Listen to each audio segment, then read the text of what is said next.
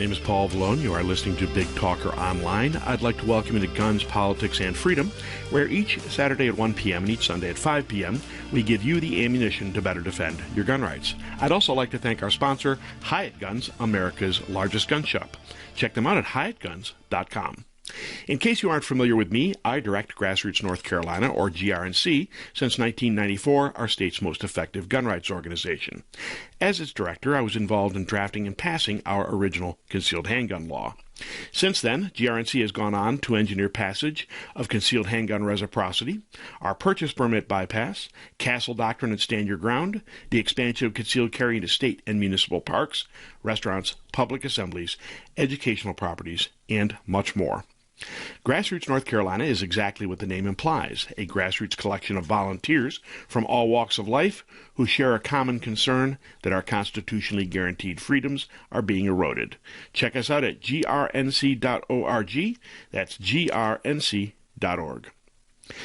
Welcome to the first episode of our show made in 2022, a year which hopefully holds more promise than the last. Incidentally, this show also follows the one-year anniversary of the January 6th event that Democrats try to call an insurrection. And now those Democrats are doing their best to exploit that anniversary by claiming it proves a need for what they call election reform. As Senate Majority Leader and anti-gun leftist, Chuck Schumer is plotting yet again to weaken the filibuster to push through his highly partisan agenda, despite Democrats lacking a clear mandate from voters.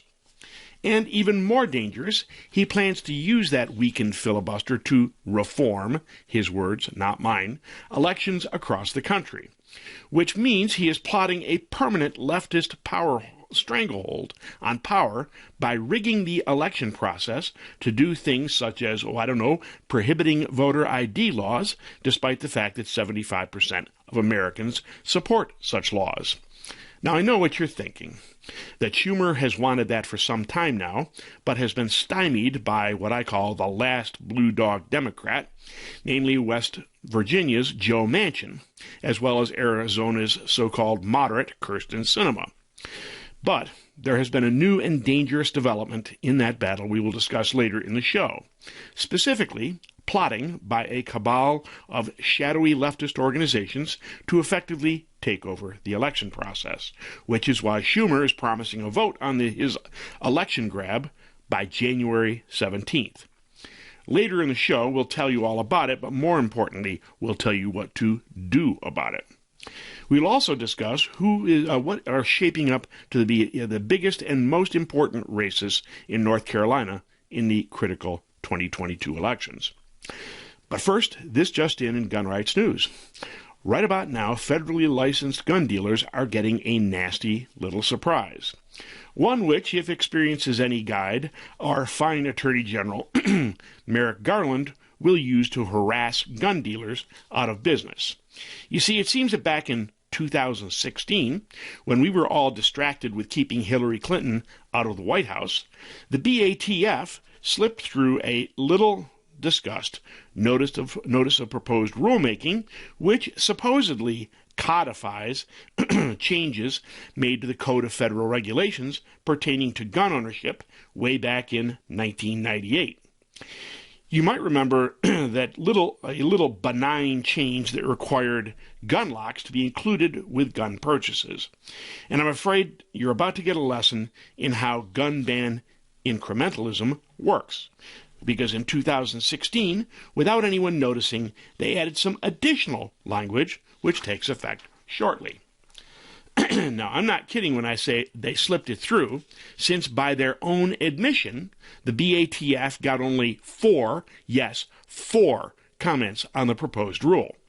So what exactly does this little change do? Well, essentially three things. First, it specifically allows the Attorney General to revoke the license of any dealer found to be in violation, since, after all, the ATF had so many violations in 2019 and 2020 audits, of the requirement to sell gun safety devices with the guns. They had 2 such violations in 2019 and 6 in 2020. This from roughly 190,000 federally licensed gun dealers of various types. Second, it includes firearm importers and manufacturers in the requirements, since in theory they can sell to non-licensed individuals. Now, before you say, so what? I mean, let's face it, we're just requiring gun locks to be sold or provided with firearms. Well, consider that among these manufacturers may be your gunsmith, the guy down the street who modifies firearms and got a manufacturer's license to do so, even though he doesn't actually sell guns.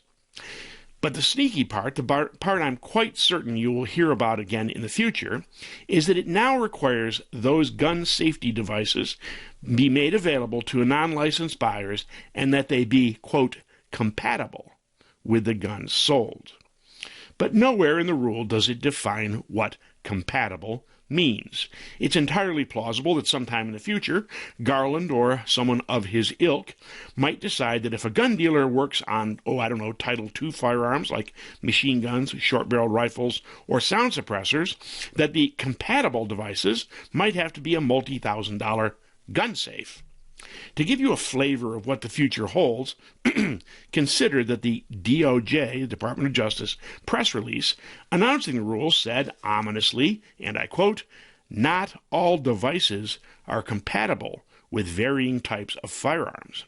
Therefore, integral to the new rule is the requirement that FFLs have available secure gun storage options that are compatible with the firearms they are selling."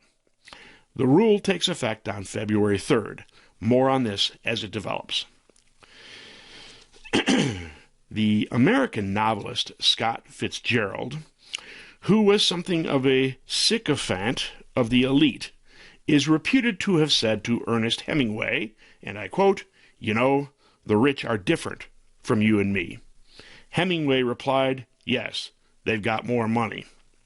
Well, when it comes to buying guns for self-defense, the rich are perhaps not quite as different from you and me as they once thought. And what is the great equalizer? Why, fear, of course. It seems that in Los Angeles, that would be the Los Angeles experiencing things like flash mobs, looting high-end stores, and even violent home invasion robberies, it seems the Beverly Hills elite are afraid. Because, after all, the DA there, George Gascon, refuses to prosecute or jail criminals. And according to American Thinker, the Beverly Hills elite should be afraid. A well-known socialite and philanthropist, Jacqueline Avant, was shot and killed in her own home on December 1st by a career criminal, and she had a security guard. In October, a star of the reality television show, The Real Housewives of Beverly Hills, was subject to a similar smash-and-grab incident in her Beverly Hills home. So, in Hollywood, guess what's selling like hotcakes? Yep, you guessed it, guns. And it seems that the Hollywood elites are now arming up. Yes, sir, it's hot times in a store called Beverly Hills Guns, where, according to Los Angeles Magazine, business is booming. And it's not just armored luxury cars, safe rooms, and bulletproof glass in their homes that the rich are craving. It's good old-fashioned shotguns, handguns, and concealed handgun permits.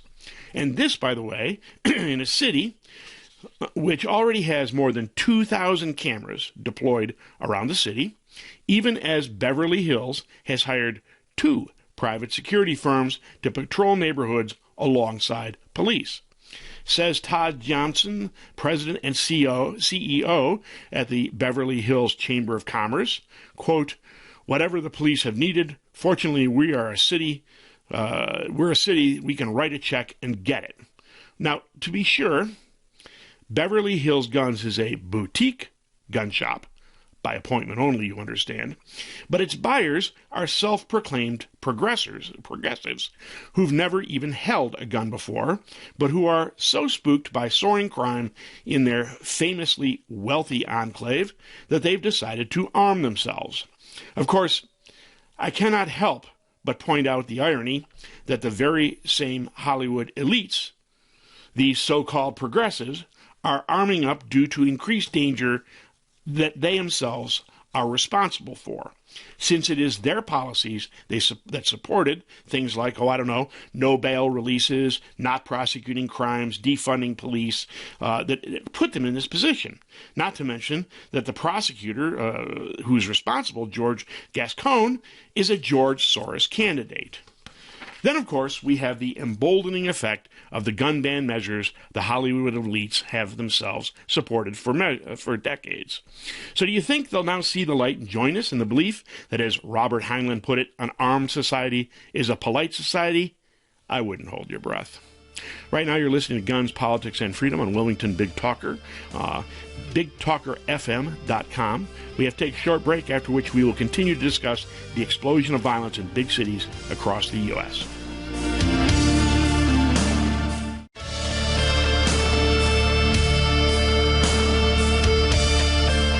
My name is Paul Vallone. You're listening to Guns, Politics, and Freedom today on Big Talker Online. Our show is sponsored by Hyatt Guns, America's largest gun shop. Check them out at HyattGuns.com. In our last segment, we were talking about how the Hollywood elites have seen the light and are arming up against exploding violent crime across America. And exploding it is. ABC News reported that, quote, "It's just crazy. 12 major cities hit all-time homicide records. It's worse than a war zone around here lately." And a police official said, the article goes on to say at least 12 major U.S. cities have broken annual homicide records in 2021, and there's still 3 weeks to go in the year.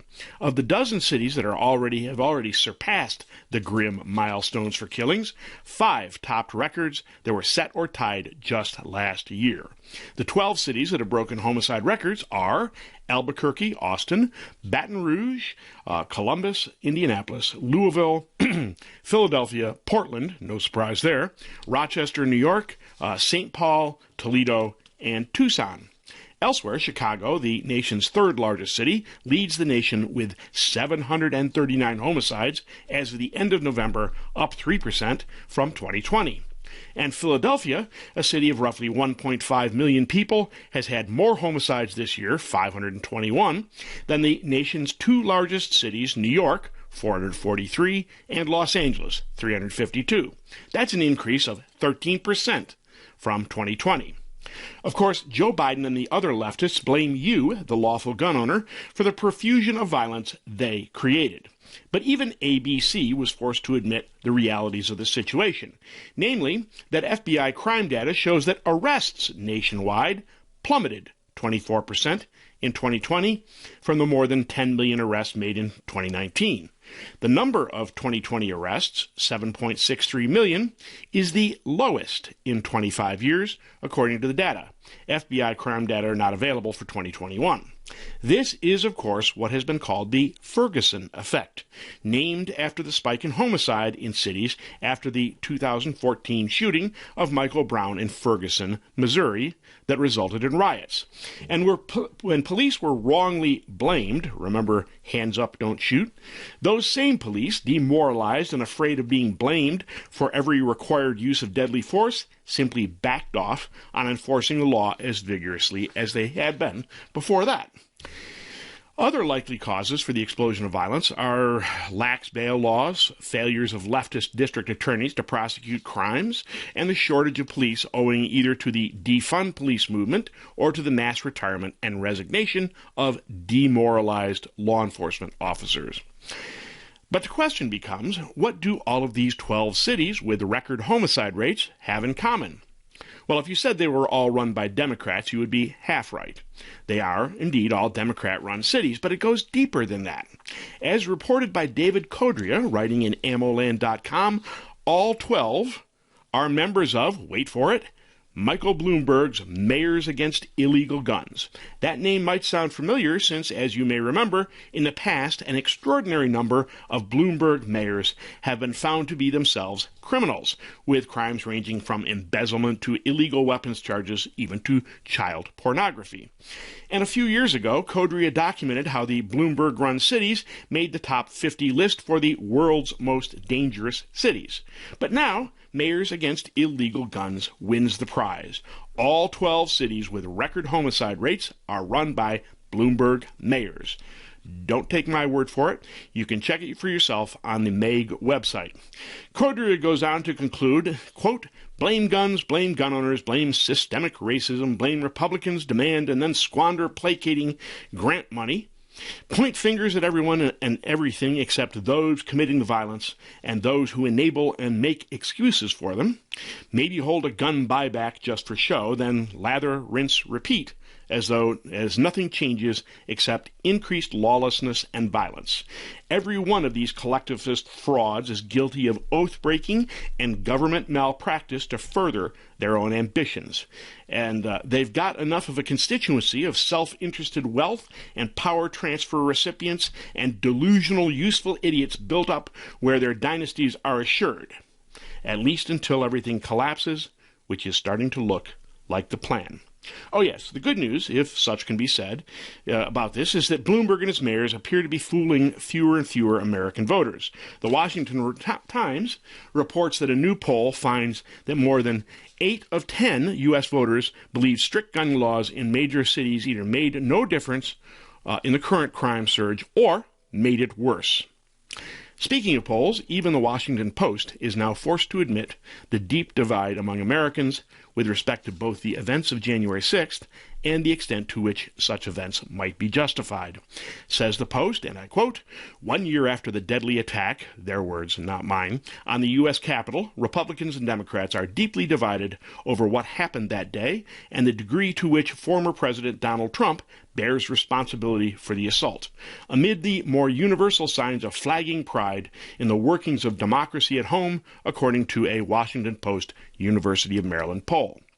Partisan divisions related to both the January 6th assault and the 2020 election color nearly every issue raised in the survey, from how much violence occurred at the Capitol that day to the severity of the sentences handed down to convicted protesters to whether President Biden was legitimately elected.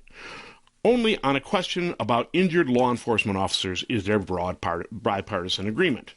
The percentage of Americans who say violent action against the government is justified at times stands at 34%, which is considerably higher than in past polls by the Post or other major news organizations dating back more than 2 decades.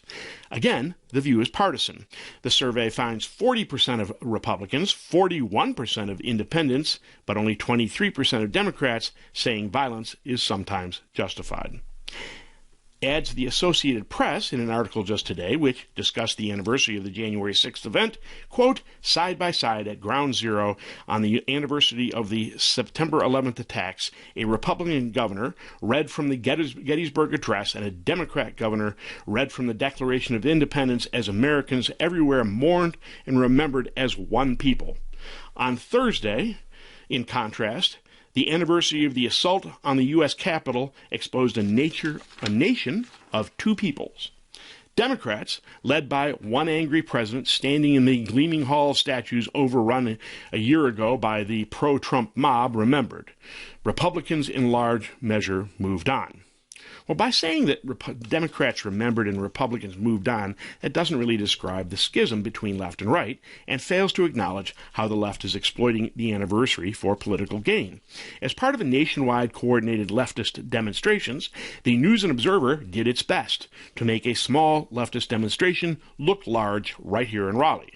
Yes, on Thursday, what the N&O calls 150 people, I doubt it, but which in photos looks much smaller, described what they think the January 6th event was all about. And I quote, January 6th showed the world that democracy is a threat to white supremacy, and white supremacy is a threat to democracy. Adrienne Kelly, interim co-executive director of Democracy North Carolina, told about 150 demonstrators outside the federal building on New Bern Avenue in Raleigh at midday. Yes, sirree, that's what January 6th was all about, white supremacy. And that is most certainly what caused the explosion of violent crime in American cities, right? White supremacy. We need to take a look at the organizations behind these demonstrations and what they want. The lovely white supremacy quip came from Democracy North Carolina, the website for which professes to want equity, not equality, which is very different, and says, and I quote, We believe that dismantling systemic racism and white supremacy benefits all individuals and communities. Then we had this one, and I quote, conservative ideologies try to overturn a free and fair election, said another speaker, Brianna Bro, North Carolina digital organizer at All on the Line. Well, All on the Line is a front group for Eric Holder's National Democratic Redistricting Committee, whose specialty is suing to overturn Republican-drawn political districts in order that the leftists may better seize power in Washington and elsewhere. Lawsuits from their Sue Till They're Blue campaign have been responsible for election upheaval right here in North Carolina, as well as Virginia and elsewhere. The event was reportedly organized by an entity calling itself the North Carolina Poor People's Campaign, run by one Reverend William J. Barber, who you may recall from the Moral Monday events, which were true insurrections at the legislature in Raleigh and elsewhere. The Poor People's Campaign appears to be a front for other leftist organizations, specifically the Caris Center for Religions, Rights, and Social Justice, and an outfit calling itself Repairers of the Breach, which says in its mission statement, and I quote, "We challenge the proposition that preeminent moral issues are prayer in public schools, abortion, and property rights. Instead, we declare that the moral public concerns on our faith traditions are how society treats the poor, women, LGBTQ people, children, workers, immigrants, communities of color, and the sick." And what is the ultimate goal of these leftist organizations? Well, they want the same thing Chuck Schumer wants, a permanent leftist lock on power. We'll discuss how momentarily. Right now, you're listening to Guns, Politics, and Freedom. After a short break, we will return to discuss the scheme of the left to exploit January 6th and get a lock on power, and to see how we can defeat them.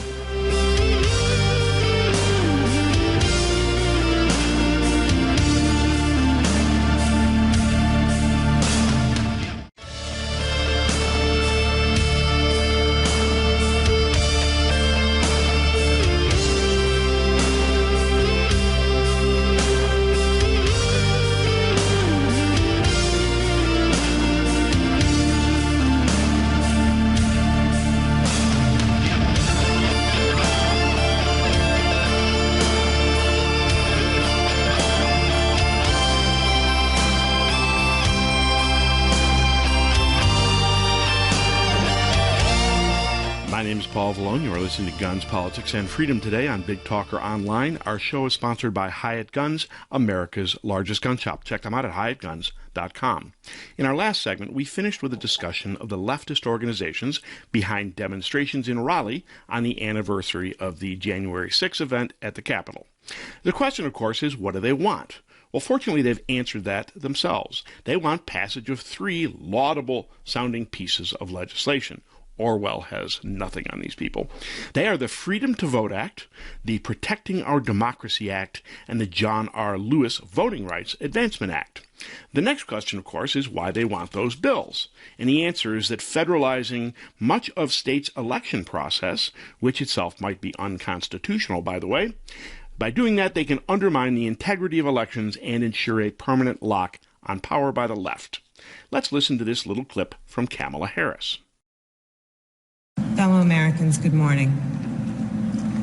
Certain dates echo throughout history, including dates that instantly remind all who have lived through them where they were and what they were doing when our democracy came under assault.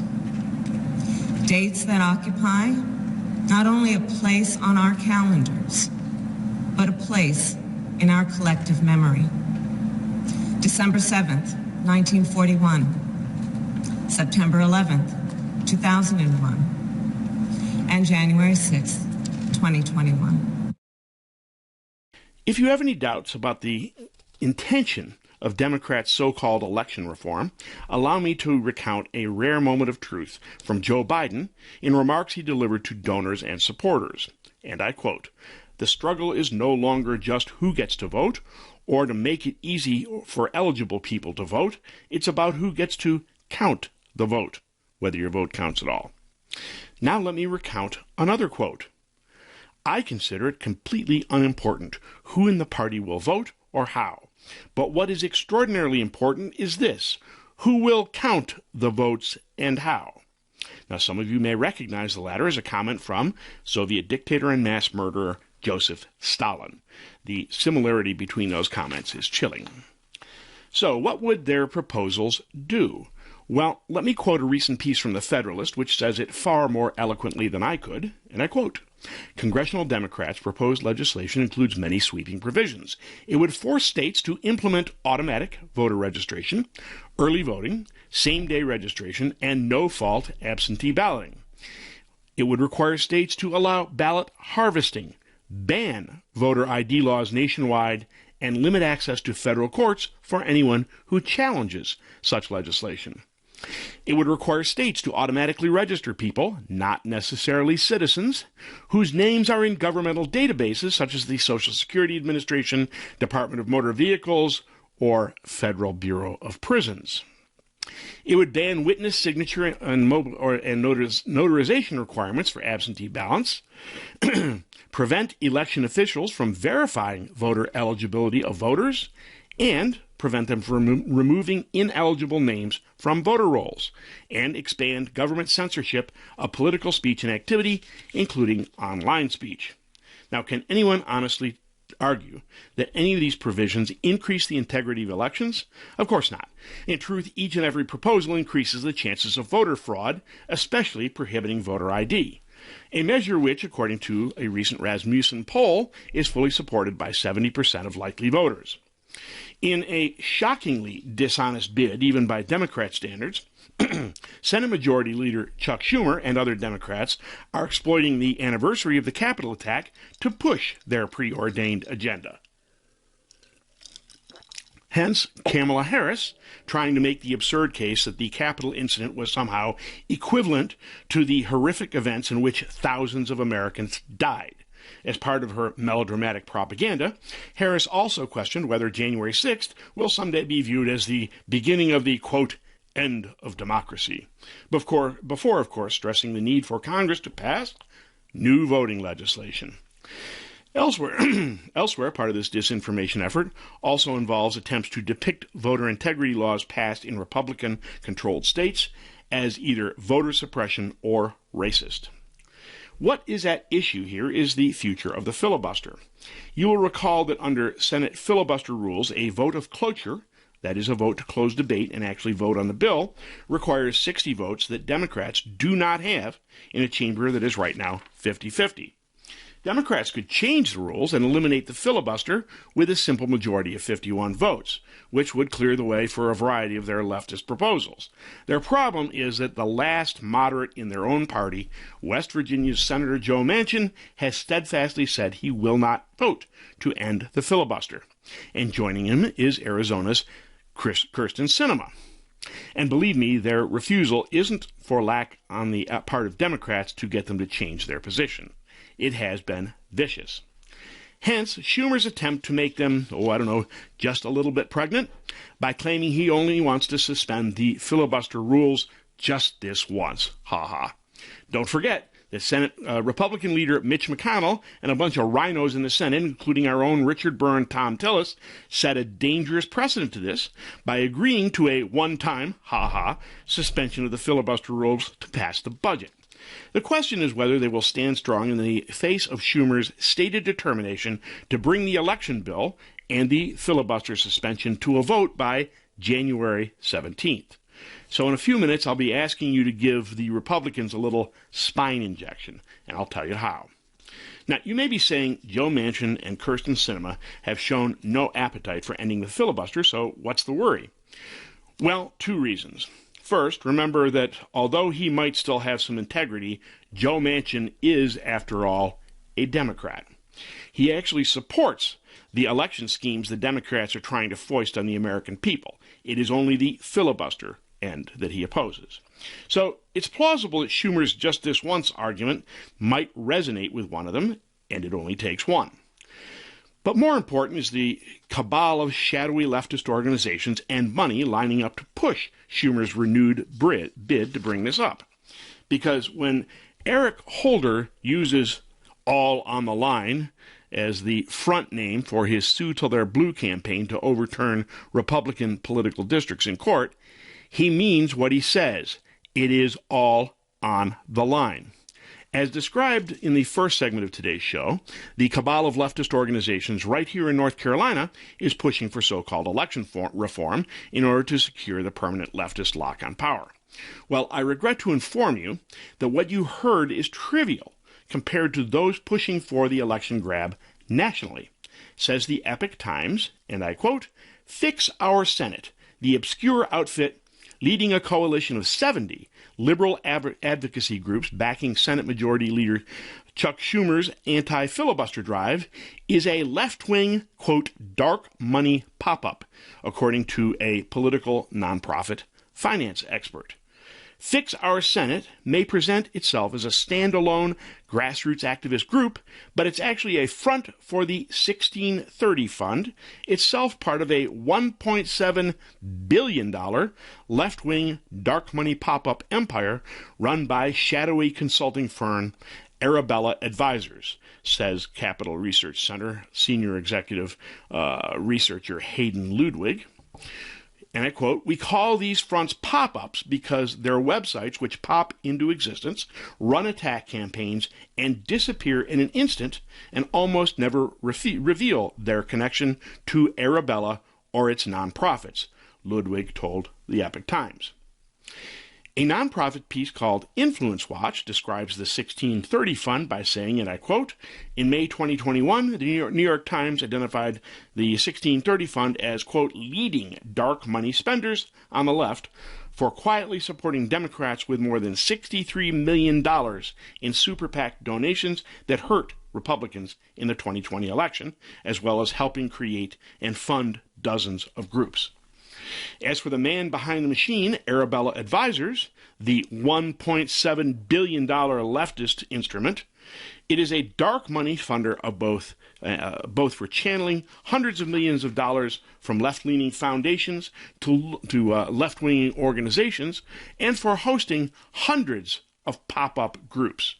Websites designed to look like standalone nonprofits that are really projects of an Arabella-run nonprofit. The bottom line is that just because Democrats haven't been able to pass the election grab until now doesn't mean they won't be able to do it in a couple of weeks. You're listening to Guns, Politics, and Freedom on Big Talker Online. We'll take a short break, after which we will return and grab a pen, because when we return, I'm going to tell you how we can fight this leftist cabal.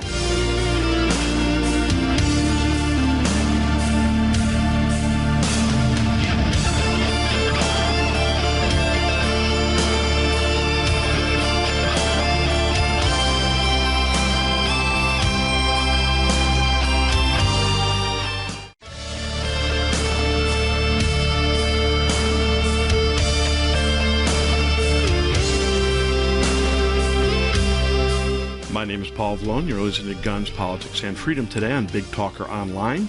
Our show is sponsored by Hyatt Guns, America's largest gun shop. Check them out at hyattguns.com. Before the break, we were discussing how Senate Majority Leader Chuck Schumer intends to take a vote by January 17th on weakening the filibuster, clearing the way to pass a national election bill intended to secure a permanent leftist lock on power. Although two Democrat senators, Joe Manchin and Kyrsten Sinema, have so far refused to end or weaken the filibuster, things have changed as a shadowy cabal of more than 70 leftist organizations are pushing Schumer's agenda. Led by Arabella Advisors, a $1.7 billion dark money group, and its pop-up front group, the 1630 Fund, The Atlantic magazine, a left-leaning magazine, has called the 1630 Fund, quote, the indisputable heavyweight of Democratic dark money, which funneled roughly $61 million to effectively untraceable money to progressive causes, making it the second largest super PAC donor in 2020. Of Arabella Advisors, The Atlantic noted that the mothership company runs a, quote, massive progressive dark money group you've never heard of. You need to do a couple of things. First, tell Republicans to stand strong against any attempt to end or weaken the filibuster. Second, thank Manchin and Sinema for resisting leftist attempts within their own party to adopt procedures which will fundamentally weaken our republic. You can do both by going to grnc.org, where for a limited time at the top of the home page, you'll see a banner saying Stop Schumer and Leftist Power Grab. Click on that and it will take you to who to contact and what to say. It'll only take a couple of minutes to make your voice heard. Again, that's grnc.org. That's grnc.org. Now let's discuss a matter of critical importance to gun rights and to how your vote is counted in North Carolina. As you may have heard, primary elections in our state have been pushed back from March 8th to May 17th. What you may not have heard are the manipulations behind why that happened. Every 10 years after the U.S. Census is complete, each state goes back and redraws political districts to reflect changes in population. It's called redistricting. The legislature, led of course by the majority party, redraws the districts. The majority party invariably draws districts to keep itself in the majority. That's neither new nor is it unconstitutional as ruled by the Supreme Court. In fact, it was manipulation of redistricting which kept Democrats in control of North Carolina for generations, even as the state moved away from the Democrat majority. Unfortunately, the left has found a way to manipulate that process by suing till they're blue. In other words, using litigation and left-leaning judges to overturn the will of voters who elected the majority party to draw districts. Understand that this only happens in Republican-controlled states. Leftist organizations like Eric Holder's National Democratic Redistricting Committee and its All on the Line front group never sue against districts drawn by Democrats, only Republicans. Their objective, of course, is to create a permanent leftist majority in Congress. Now, as purple states with changing demographics, North Carolina and Virginia are ground zero for their efforts. Before redistricting was even final, 2 lawsuits were filed here. One by the North Carolina NAACP and Common Cause, the other by the North Carolina League of Conservation Voters, which incidentally you may recognize from the recent demonstrations and from the Moral Monday protest at the state legislature. So in early December, as candidate filing began, a panel of 3 left-leaning judges from the North Carolina Court of Appeals stopped candidate filing to allow the lawsuits to proceed. But then the Court of Appeals held an en banc hearing of all 15 judges on the circuit, and they reversed the 3-judge panel, allowing candidate filing to proceed. But then the North Carolina Supreme Court, which is led 4-3 by Democrats, reversed the Court of Appeals, instead delaying the primary elections from March 8th to May 17th. All of this, by the way, happened in 2 days. So yet again, the will of voters who elected a Republican majority to draw districts is being stymied by leftist lawsuits which have no merit, and by leftist judges bent on denying Republicans the ability to draw districts as allowed by both North Carolina law and the U.S. Constitution.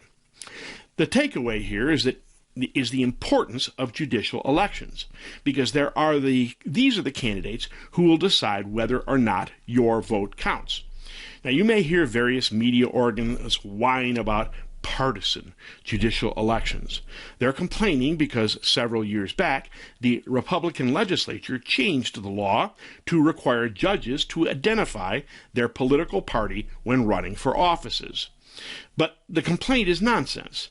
As you can see from the maneuvering I just described, all judicial races are partisan. The only thing that varies is whether voters are allowed to know the leanings of the judges they elect. And don't think leftists don't know and exploit this. In recent years, a California super PAC, calling itself One Vote at a Time, and claiming to support, and I quote, gun sense candidates, they got Democrat Anita Earls elected to the North Carolina Supreme Court. So in the 2022 elections, you need to pay serious attention to judicial races and elect originalist judges who will uphold the U.S. Constitution and the North Carolina Constitution as they were written, not as the leftists want them to be. Consequently, I want to point out 2 North Carolina Supreme Court races where justices' terms are expiring and where you can make a difference. First, we have Judge Richard Dietz. Now, I know him personally. He is a strong originalist who has argued for gun rights before the U.S. Supreme Court. He is clearly the best candidate in the race. The conservative judge running for the second seat is Trey Allen. Then we have 4 Court of Appeals conservative candidates. Just yesterday, I had the good fortune to speak with Michael Stading, a former Air Force JAG officer and assistant district attorney who clearly understands the framers drafted the Second Amendment to reinforce an individual right to arms as the last in a series of checks and balances against the abuse of government. Other conservative candidates in the Court of Appeals races are Chief Judge Donna Stroud, Judge John Tyson, and Julie Flood. The good news here is that you have plenty of time to become familiar with the candidates and decide carefully who you will support in the critical 2022 elections. To that end, Grassroots North Carolina operates 2 political action committees. First, we have our federally registered PAC, the GRNC Political Victory Fund, and second, we have our super PAC, the Judicial Fairness Project.